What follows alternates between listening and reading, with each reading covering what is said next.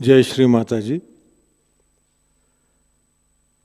सभी साधकों का, सभी सहयोगी भाई बहनों का ध्यान सत्र में स्वागत करते हैं। सामूहिक बंधन।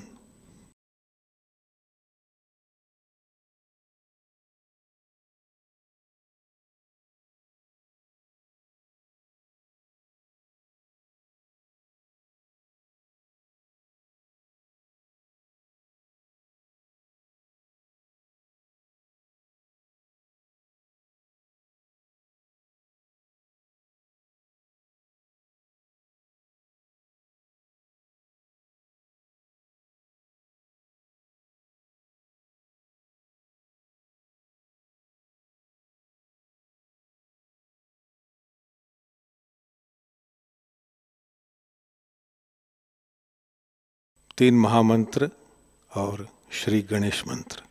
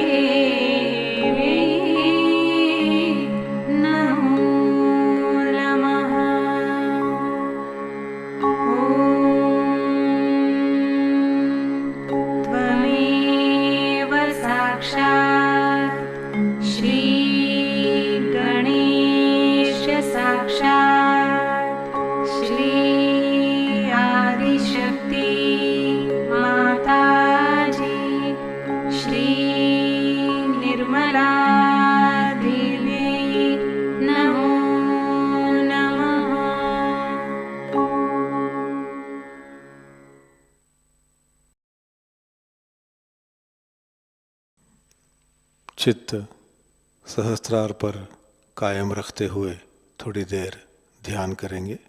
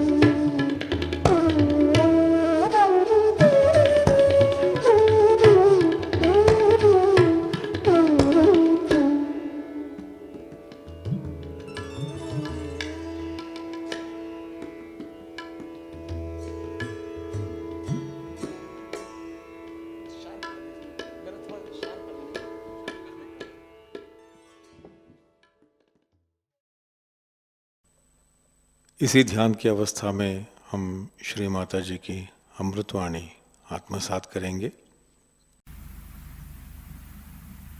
प्रेम की तो कोई भाषा नहीं होती है जो प्रेम के बारे कुछ कहा जाए। हमारी माँ हमसे जब प्यार करती है तो वो क्या कह सकती है कि उसका प्यार कैसा है। ऐसे ही परमेश्वर ने जब हमें प्यार किया,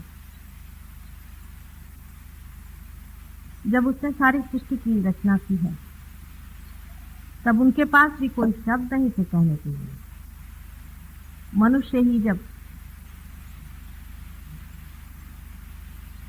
अपने निमित्त को, अपने इंस्ट्रूमेंट को पूरा कर लेता है, तभी भाषा का अवलंबन होकर के हम लोग प्रभु की कुछ स्तुति कर सकते हैं। आज के लिए कोई विशेष विषय या सब्जेक्ट इन लोगों ने मुझसे बताया नहीं, क्योंकि 3 दिनों में पूरी बात कहने की है। आज उत्पत्ति पे मैं कुछ कहूँ। मेरा जो कुछ कहना है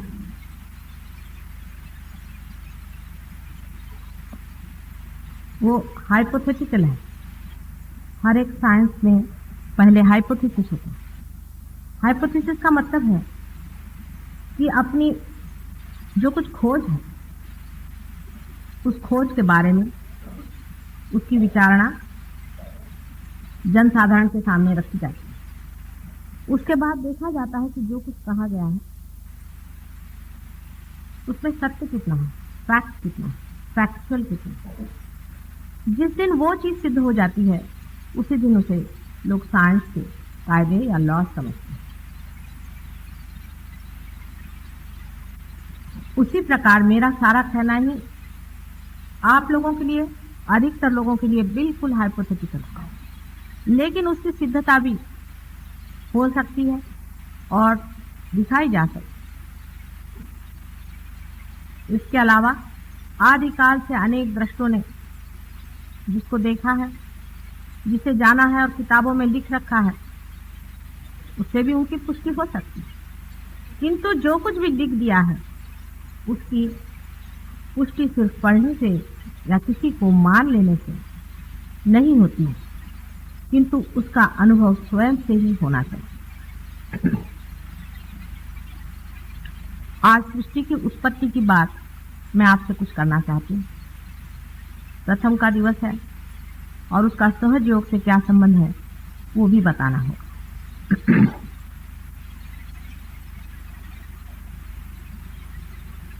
ब्रह्म के बारे में कहा जाता है कि वो आदि और अंत से परे नित्य है। जिसे हम चैतन्य समझते हैं, जिसे हम चैतन्य शक्ति समझते हैं, उससे ब्रह्म का स्वरूप अलग। चैतन्य शक्ति उसी ब्रह्म का एक अंग है। ब्रह्म माने जो कुछ भी है सब कुछ ब्रह्म ही है। जैसे एक बीज ही सब कुछ पेड़ होता है, जैसे एक ही बीज में से पूरा पेड़ की पेड़ और अनेक अनंत पेड़ निकलते रहते हैं और फिर से वही पेड़ जाकर बीज में खत्म हो जाता है, उसी प्रकार ब्रह्म अनेक प्रकार विकारों में प्रादुर्भावित होता है, मैनिफेस्टेशन होता है और अंत में फिर वही बीज बन जाता है और फिर बीज से अनेकानेक अनंत विश्व उत्पन्न होते हैं। जैसे कि एक पेड़ का बीज होता है, ऐसे ही ब्रह्म का भी बीज समझ लीजिए, जिसे हम ब्रह्म बीज कहें। हर एक बीज की अपनी सृजन शक्ति होती है। हर एक बीज सृजनात्मक होता है। इसी प्रकार ब्रह्म की जो सृजन शक्ति है वही ब्रह्म और उनकी ब्रह्म शक्ति के नाम से जाना जाता है।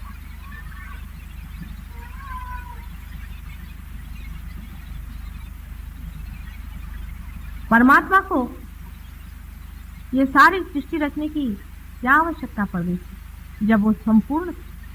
मनुष्य कितना भी संपूर्ण हो जाए, जब तक उसका एक बच्चा नहीं हो जाता उसे आनंद नहीं आता।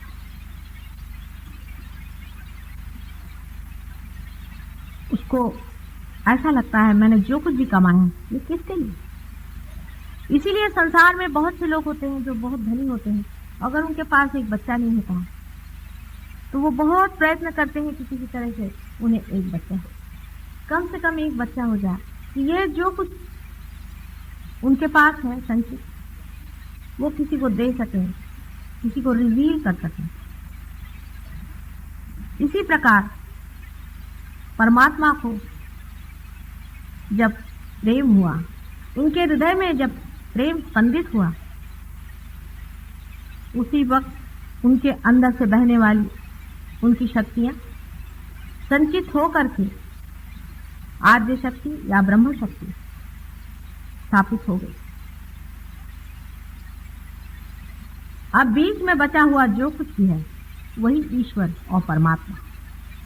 इसके लिए साइंस वाले मुझसे बार बार ये कहते हैं कि हम ईश्वर को नहीं मानते। आप ईश्वर को न माने, लेकिन अपने हृदय को अगर मानते हैं, इस हृदय में जो स्पंदित है वो क्या है? इस हृदय में जो स्पंदित है वही ईश्वर, जो परमात्मा है, वही आत्मा स्वरूप हमारे अंदर हृदय में स्पंदित है और हर समय हमारा साक्षी, हमारे हर एक कार्य का वो साक्षी है और हर एक चीज वो देखता है। वही आत्मा है, उसी को लोग स्पिरिट कहते हैं, स्पिरिचुअल कहते हैं, उसी को लोग सोल, जीवात्मा, जब वो जीव धारणा करता है तो उसे जीवात्मा आदि शब्दों से जानते हैं। ये जो अपने हृदय में बसा हुआ एक साक्षी स्वरूप परमात्मा है, उसकी शक्ति जो शुरुआत में आद्या शक्ति,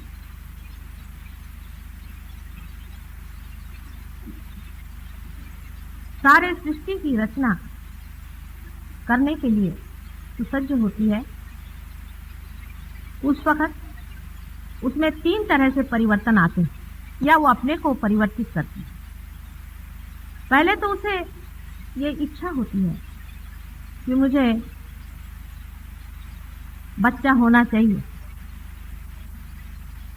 सृष्टि होनी चाहिए, क्रिएशन होना चाहिए। इस इच्छा के कारण ही वो अपने अंदर तमोगुण धारणा करती है। इसके बारे में भी पहले मैंने आपको बताया हुआ है कि वो किस दिशा में चलती हैं और किस तरह से होता है। ब्लैक बोर्ड तो यहाँ ये लोग कह रहे हैं कुछ व्यवस्था नहीं हो पाई।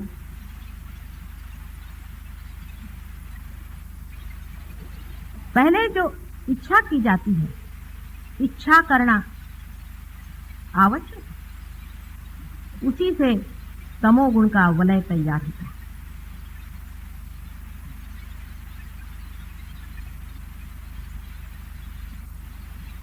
सारा वलय बिंदु मात्र जो आद्या शक्ति है उसके गति से, मूवमेंट से होता है। आपको आश्चर्य होगा कि एक बिंदु जब घूमकर अपनी ही जगह आना चाहता है तो उसका वलय पैराबोलिक होता है। आइंस्टीन आजकल कहते हैं कि हर एक चीज की मूवमेंट पैराबोलिक होती है।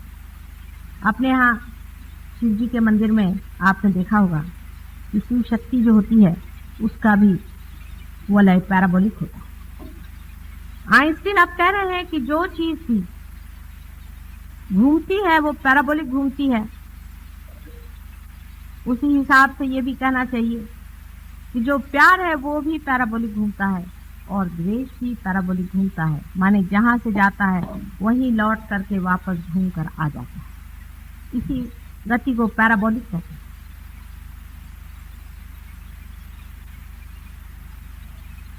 इसी प्रकार के पहले वलय के आकार को हम कह सकते हैं कि जिसने तमोगुण की रचना संसार में की। जैसे एक पंखे में 3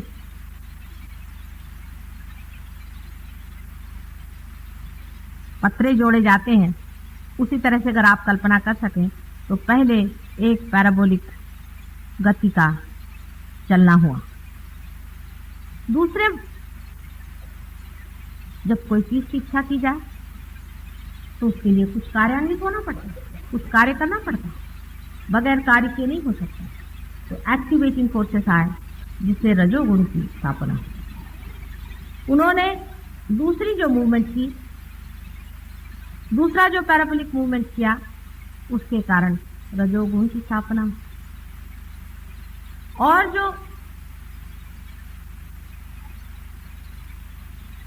एक्टिविटी हुई, जो कार्यान्वित हुई, तो इच्छा ये हुई कि अब अपना प्यार उंडेल दें उस क्रिएशन, अपना प्यार उस सृजन किए हुए अपने बच्चे पर उंडेल दें।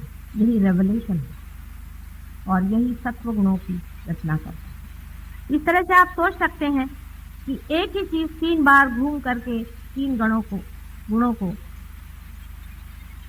किस तरह से बनाती है और उसके ही अनेक विध परम्यूटेशंस एंड कॉम्बिनेशन, मिलने जोड़ने घटाने से ही बनने वाली ये सारी सृष्टि, और उसमें ही फिर एक पृथ्वी की रचना होती।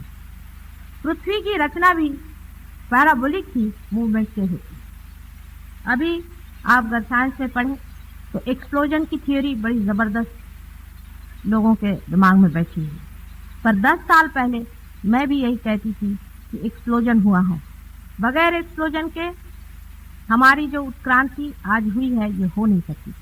इवोल्यूशन की जिस हालत में हम पहुंचे हैं, ये बार बार एक्सप्लोजन हो करके ही हम इस दशा पर आए। लेकिन आज वही बात लोग कहने लग गए हैं कि कोई न कोई ऐसा एक संघ मास इकट्ठा हुआ था जो एकदम से टूट पड़ा और उसके अंदर से सारी ही सूर्यमंडल आदि अनेक मंडल बने। आज साइंस वाले इसी बात को कह रहे हैं। उसी प्रकार जब पृथ्वी बनने के बाद भी दूसरा एक एक्सप्लोजन शुरू हुआ जहां जीवंतता मनुष्य में आई।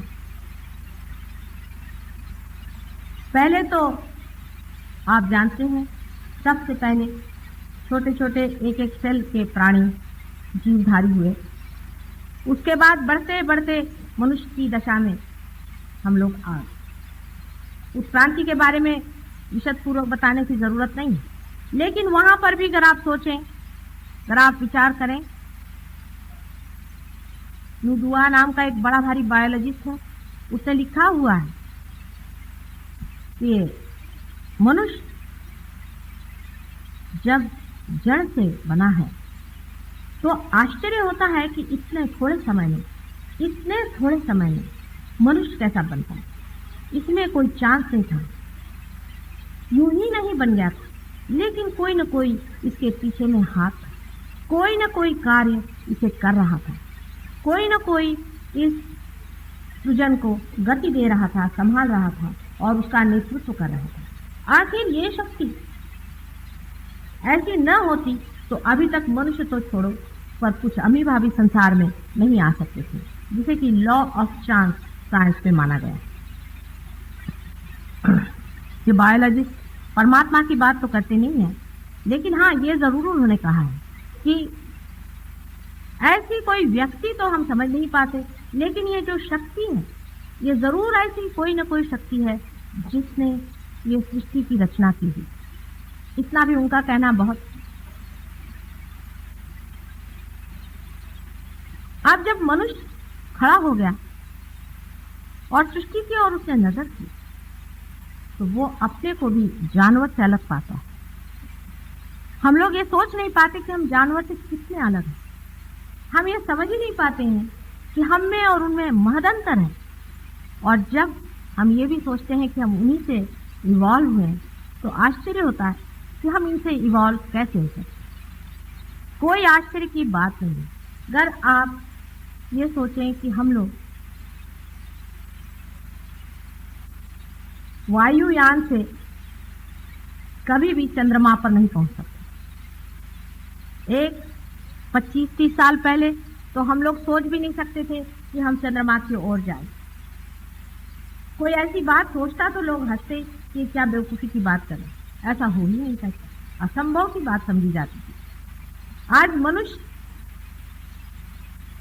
जो चंद्रमा पर भी पहुंच गया है वो भी एक्सप्लोजन की ही थियरी पर पहुंचा। आपने देखा होगा कि जो स्पेस क्राफ्ट आकाश में छोड़े जाते हैं उनमें 4 तरह के एक्सप्लोजन लगाए जाते हैं। पहले एक्सप्लोजन से वो कुछ हद तक चले जाते हैं, समझ लीजिए उनकी गति 10,000 मील होती हो, तो दूसरे एक्सप्लोजन से उसके 10 गुना उसकी गति कर देते हैं, तीसरे एक्सप्लोजन से उसकी 10 गुना गति हो जाती है और चौथे एक्सप्लोजन से फिर 10 गुना हो जाती है। अगर एक्सप्लोजन बीच में न हो तो एक ही गति से वो कभी भी चंद्रमा पे नहीं पहुंच सकते। वही चीज मनुष्य के उत्क्रांति के मामले में हुआ है कि वो एक गति से दूसरी गति में आने के लिए कुछ न कुछ बड़ा भारी एक्सप्लोजन हुआ और उसी के कारण आज मनुष्य इतने से थोड़े से समय में ही, बहुत ही थोड़े समय में, आश्चर्यजनक थोड़े से समय में ही आ करके और इस स्थिति में पहुंच गया है जहां वो बहुत कुछ समझ सकता है और बहुत कुछ जान सकता है, लेकिन अब भी उसे बहुत जानने का, बहुत कुछ उसे जानने का। हमारे हृदय में, मैंने आपसे पहले कहा था कि हमारे हृदय में जो स्पंदन हो रहा है ये कौन सी शक्ति के मारे हो रहा है, ये अगर आप डॉक्टर से पूछें, बड़े पढ़े लिखे डॉक्टर से पूछें, तो आपको इसका उत्तर सिर्फ एक ही देंगे कि इसकी एक संस्था है जिसको हम स्वयंचालित संस्था ऑटोनॉमस नर्वस सिस्टम कहते हैं। इससे अलावा आगे नहीं जा, मनुष्य इससे आगे नहीं जा पा रहा है, सिर्फ इतना ही कहता है इसका ये नाम। अगर हम कल कहें कि हमारे देश की राज्य व्यवस्था कैसे हो रही है तो हम सिर्फ नाम दे दें कि इसमें एक गवर्नमेंट ऑफ इंडिया नाम की संस्था है और वो ये कार्य कर रही है, तो ये कोई बड़ा साइंटिफिक जवाब तो नहीं है, क्योंकि वो संस्था क्या है, वो कैसे कार्यान्वित है, वो कैसे चल रही है, इसके बारे में तो कुछ जाना ही नहीं। फिर आपने सिर्फ नाम देने से सबका तो मुंह ही बंद कर दिया। सिर्फ नाम देने के लिए ही तो सारे साइंस की उत्पत्ति नहीं हुई, किंतु ये बताने के लिए कि ये शक्ति, ये सृष्टि, ये सृजन, ये सब क्यों, कहाँ, कैसे है। लेकिन साइंस वहां तक शायद कभी पहुंच पाए या न पहुंच पाए। आप लोग पहुंच सकते। साइंस की दृष्टि अत्यंत एनालिटिकल है, विकेंद्रीकरण है। यानी आप जानते हैं कि एक हाथ के लिए एक डॉक्टर होता है, दूसरे हाथ के लिए दूसरा डॉक्टर होता है। संपूर्ण समग्र ज्ञान साइंस से आना बहुत है। जैसे कि एक पेड़ में बहुत से फूल खिले हुए हैं और हर एक फूल को देख रहा है और उसके बारे में जांच पड़ताल कर रहा है, और कोई कह रहा है कि इसका रंग पीला होता है, कोई कह रहा है नीला होता है, लेकिन कोई अगर उस चैतन्य में या उस रस में जिससे कि सारी ही सृष्टि उस पेड़ की हुई है उतर सके, तो वो बता सकता है। जबकि वो स्रोत पे पहुंच जाए, सोर्स पे पहुंच जाए, तो वो बता सकता है इसकी सृष्टि कैसी, ये अलग अलग फूल क्यों हैं, इनके अलग अलग रंग क्यों हैं, ये पत्तियां अलग अलग क्यों हैं, क्योंकि आपने इसका जड़ पकड़ा।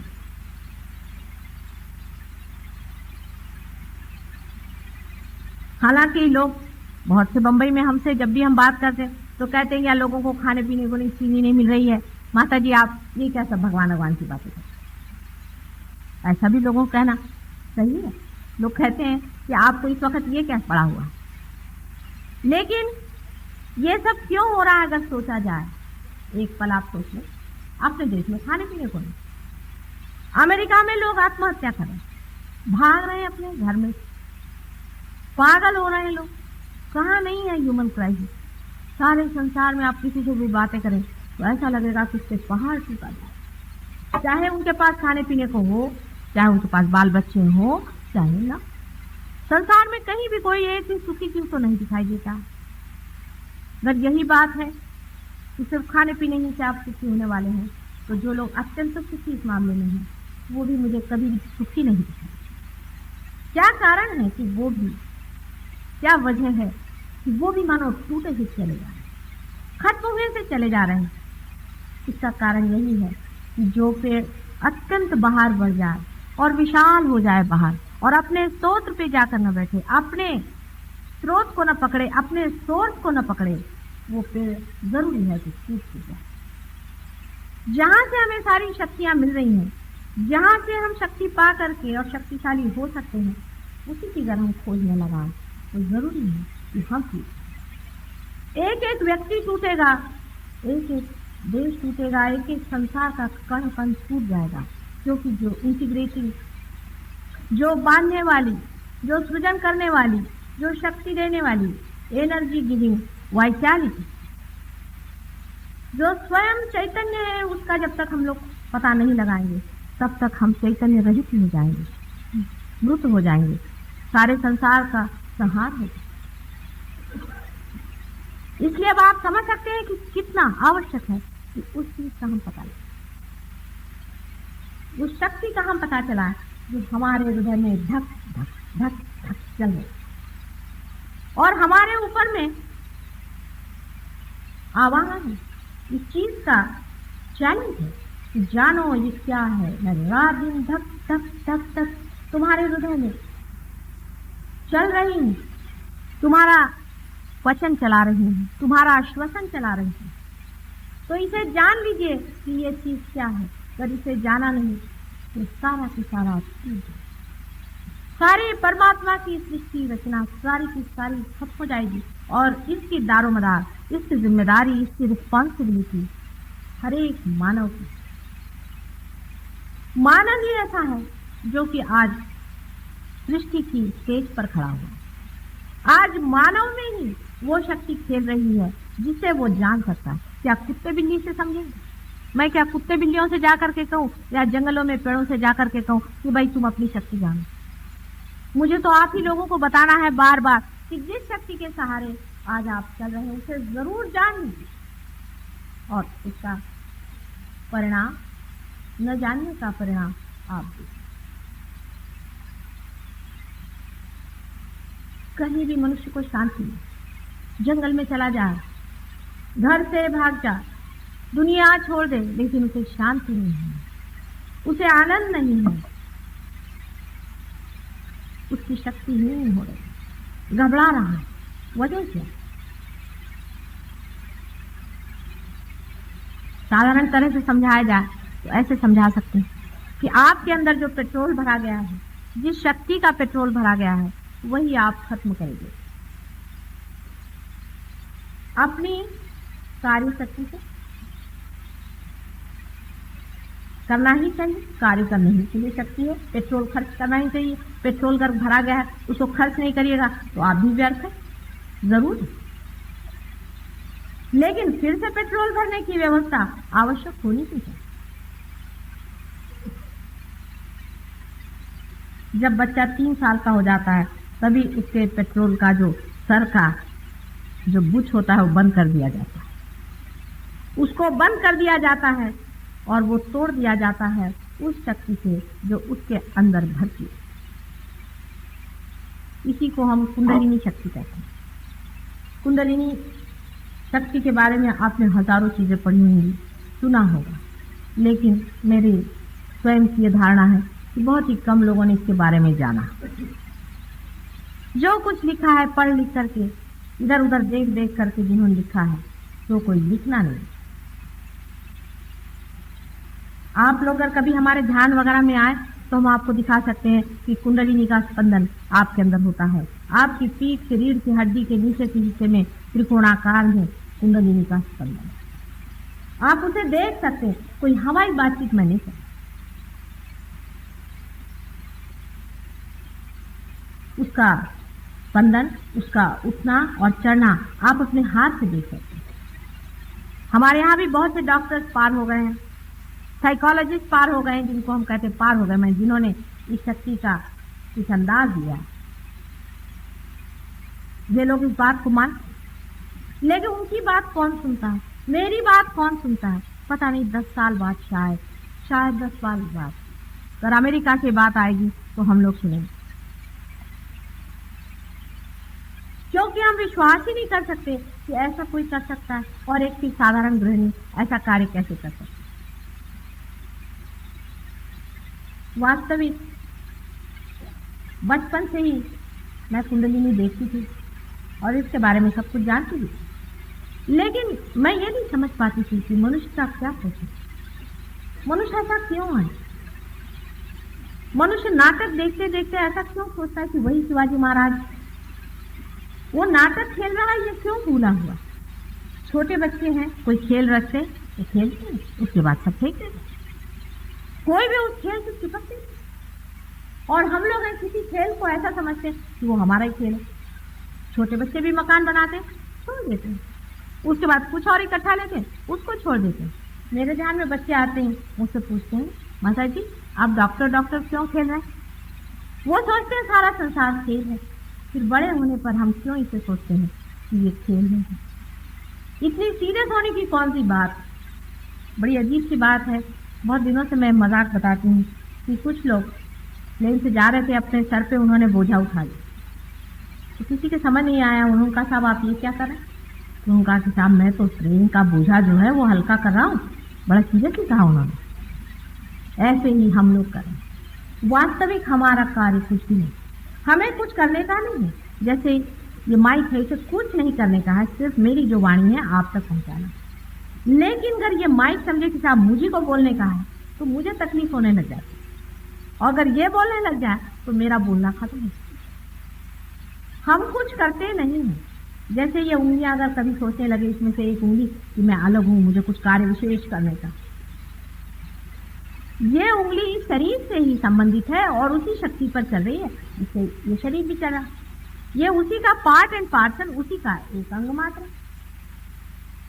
अब ये कहना कि ये जो उंगली है ये अलग से ही कुछ हो गई है, हो सकता है ये उंगली बधिर हो गई, ऐसा सोच रही है। हो सकता है कि हम भी किसी कारण बधिर हो गए हैं या हट गए हैं उस शक्ति से थोड़ी देर के लिए।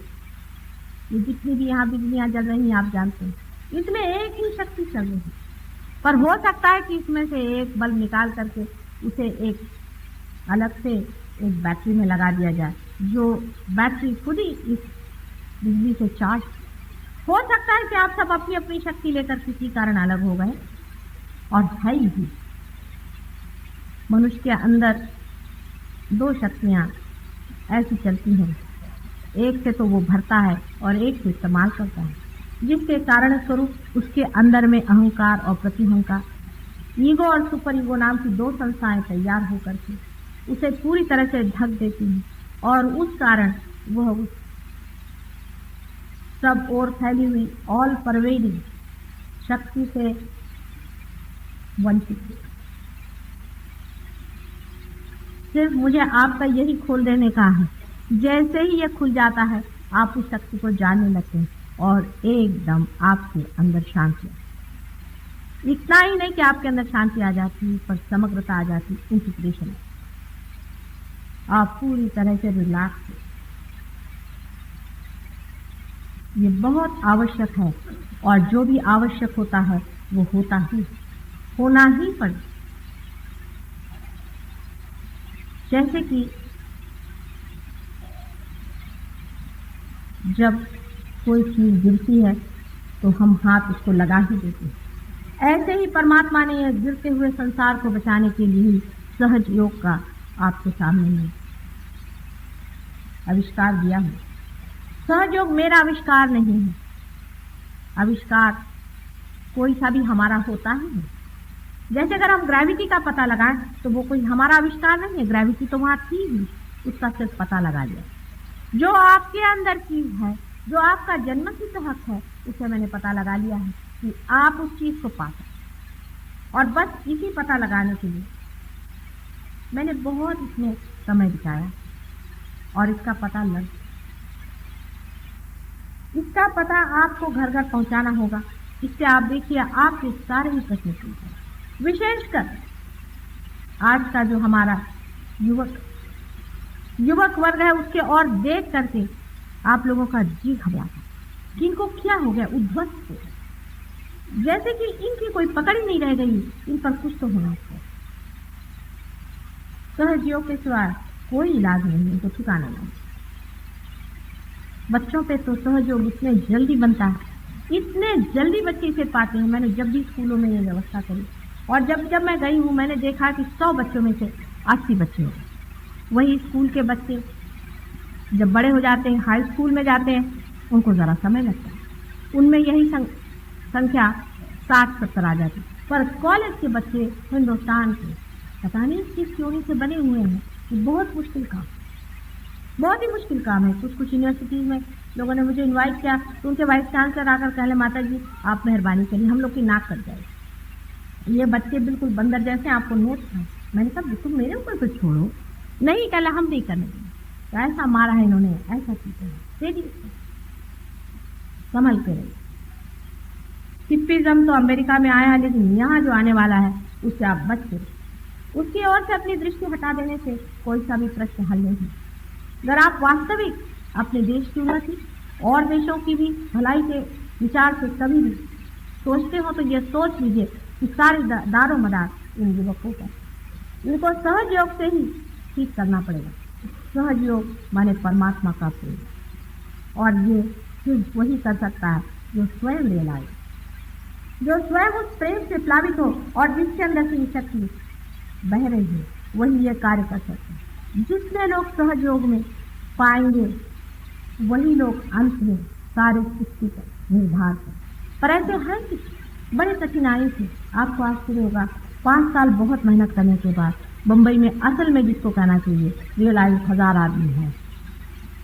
बड़ी मुश्किल, वो भी साइज वो इतना नहीं, और उसमें से कोई 11 आदमी ऐसे हैं कि जो दूसरों को पार कर।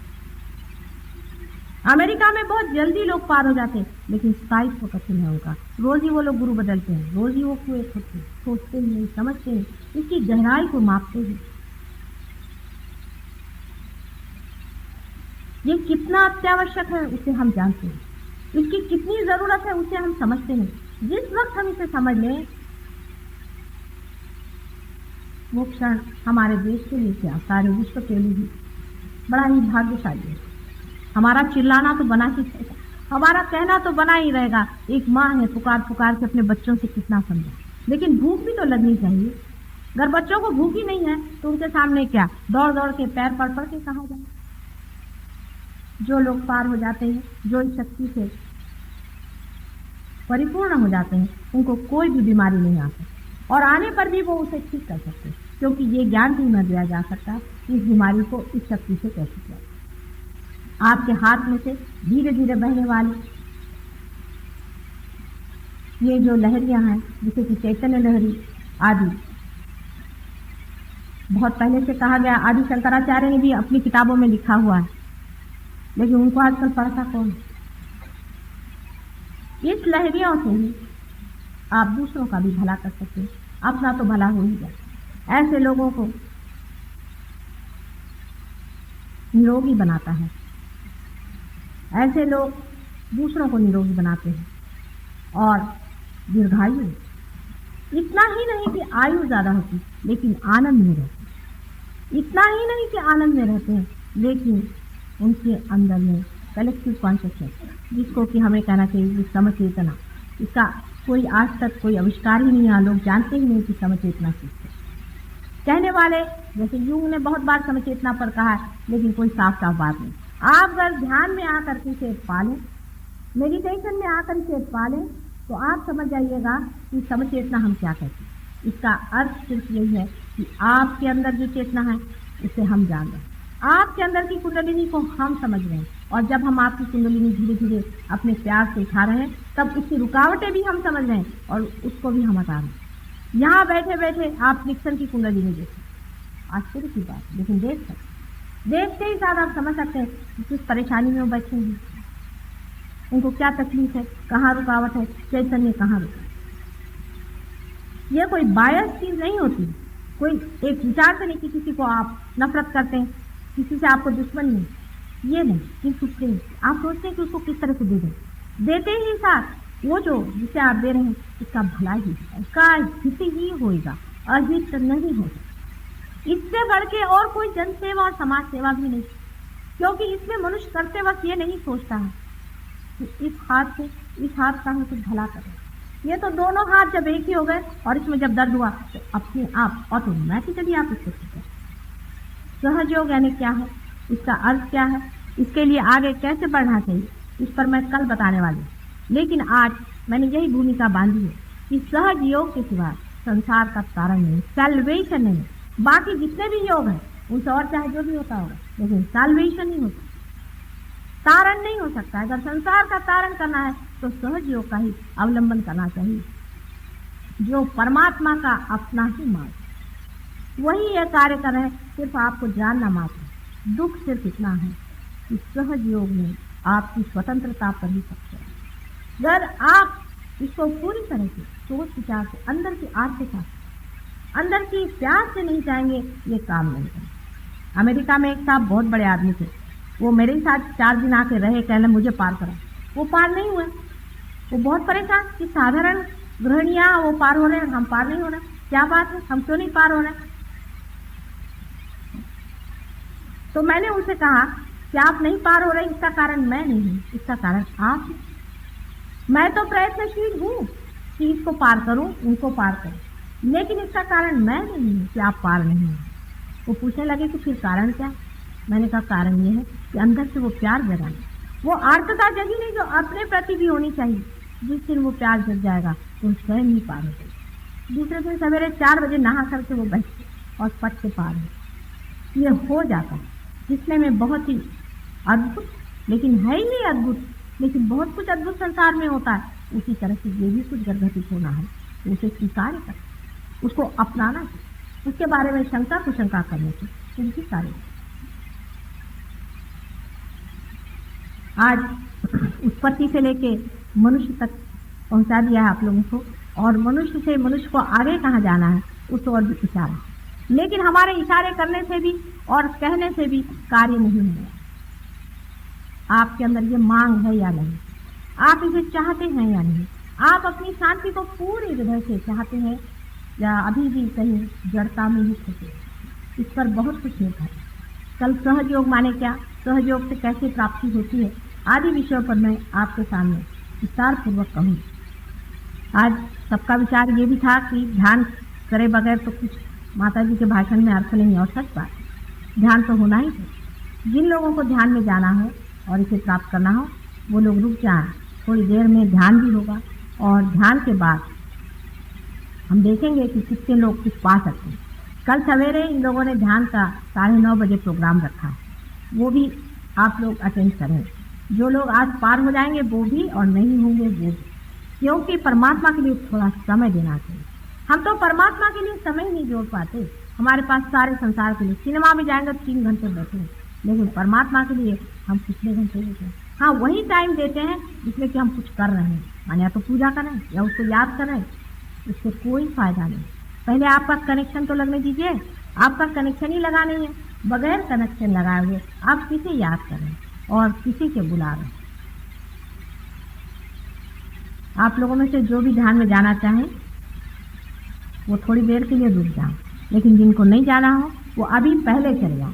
दूसरों को डिस्टर्ब करना नहीं चाहिए ध्यान के वक्त, क्योंकि जो दूसरे बैठे हैं वो आर्थ हैं, वो परमात्मा के खोजने वाले हैं, उनकी इज्जत करें। और बाद में ध्यान में उसको जाना नहीं होगा। करीबन ध्यान को भी 20-25 मिनट लग जाएंगे, ध्यान में हम देखेंगे। और जिनको जाना हो वो अभी चलेगा। ये रियलाइज लोग कहते जरा मागे बसले तर जास्त फायदा हो, मध्ये बसू नका। जो लोग रियलाइज हो गए वो पीछे की ओर बैठे।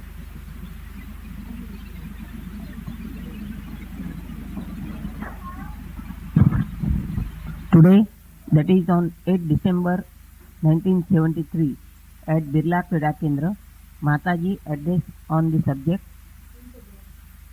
Kundalini, your mother in the light of Sahaj Yoga.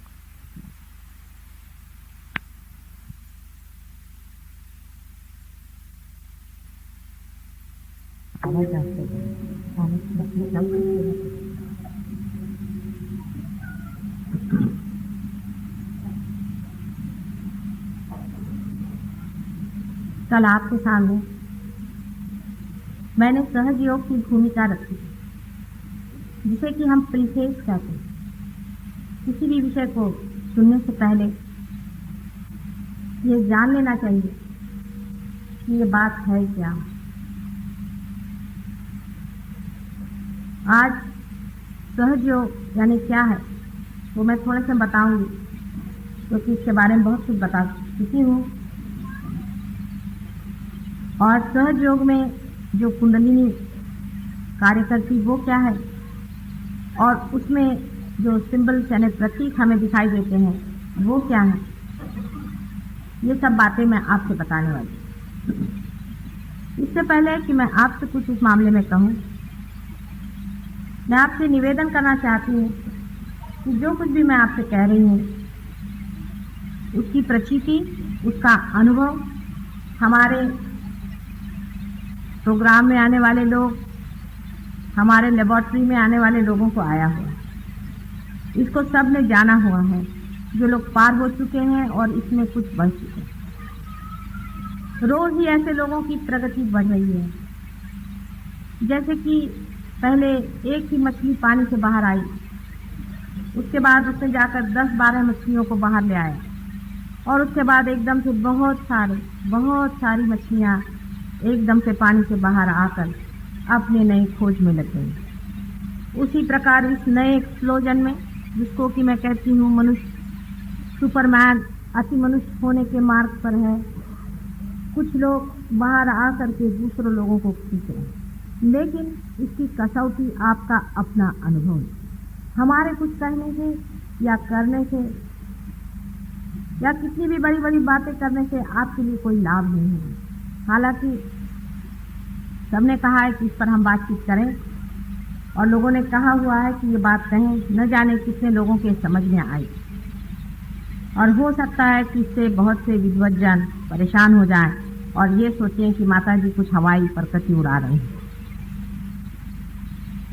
किंतु मैं आपसे सिर्फ इतना निवेदन करूंगी कि जो भी मैंने बात कही है उसकी सिद्धता करने की भी क्षमता पाई है, तभी मैं बात कर रही हूँ। ऐसे तो जीवन में बहुत सालों तक मैं ये बात बोलती ही नहीं थी कि मनुष्य को क्या खोजना है। यहाँ तक तो मैंने अपने को सीमित रखा था, कारण मैं ये जानती थी कि जो मानव अभी नीचे ही मंजिल पे खड़ा हुआ है उसको 10वें मंजिल की बात करना बहुत गलत है। कम से कम 5वें मंजिल पे ले जाने की कोई व्यवस्था हम ढूंढ लें, तभी उनसे 10वें मंजिल की बात करना चाहिए। वैसी व्यवस्था होने के ही स्वरूप आज सहयोग पर कुछ बात कही जा सकती है जो लोगों का दिमाग में भी चढ़ती। साइंस से अभिभूत लोग जरा मुश्किल से इस बात को समझ पाते हैं, क्योंकि साइंस की आंख वहां तक नहीं पहुंच पाती। लेकिन एक दृष्टा होकर हमें आपको बताना ही होगा कि आपको कहाँ पहुंचना है, मंजिल कैसी है, क्या है, ये तो हमें बताना ही होगा। आखिर आप ही को तय करना है, आप ही को ये फासला, ये अंतर आप ही को पार करना है। कल मैंने बताया था आपसे कि अपने अंदर जो सर्वशक्तिमान शक्ति है, जो चैतन्य शक्ति है, जो प्रभु की प्रेम शक्ति है, उसने पेट्रोल भर दिया तो अपने सर के बीचों बीच तालू से अपने अंदर शक्ति भर दी, और हम सब फिर उसके बाद अलग अलग हो गए, अपनी अपनी शक्ति के मालिक हो गए। उसके बाद हमारे अंदर ये भावना आई कि हम अलग हैं, आप अलग हैं, वो अलग। पहले सब एक ही रहते हैं, लेकिन बच्चा जब बड़ा हो जाता है और उसमें अहंकार और प्रतिअहंकार आकर उसके सारे मस्तिष्क को घेर लेता है, उस वक्त वो उसी एकाकार शक्ति से अलग होकर अनेकाकार हो जाता है। ये जो बीच में से आने वाली शक्ति है, इसी को मैं कुंडलिनी कहती हूँ, और उसके बारे में थोड़ा चित्र करके आपको दिखाऊंगी, जिससे आसानी से समझ में आए।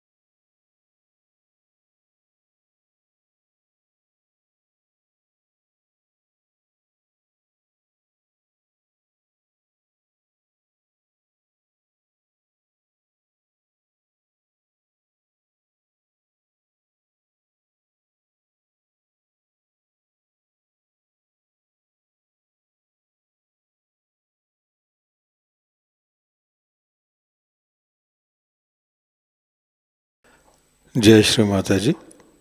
परम पूज्य श्री माता जी के पावन चरणों में प्रार्थना अर्पित करते हैं। परम पूज्य श्री माता जी कृपावंत होकर हमें ऐसी स्थिति प्रदान कीजिए कि हमारे हृदय में सभी के लिए प्रेम की भावना हो, क्षमा और करुणा की भावना हो। सभी के लिए हमारे हृदय में असीम प्रेम भर दीजिए। परम पूज्य श्री माता जी हमारे व्यक्तित्व से, हमारे जीवन से यही प्रेम परावर्तित हो और जो भी हमारे संपर्क में आए वे इसी प्रेम से आलोकित हो और आनंदित हो। ऐसी स्थिति कृपा कर हमें प्रदान कीजिए। परम पूज्य श्री माता जी संपूर्ण समर्पण की भावना आप कृपा कर हम में भर दीजिए।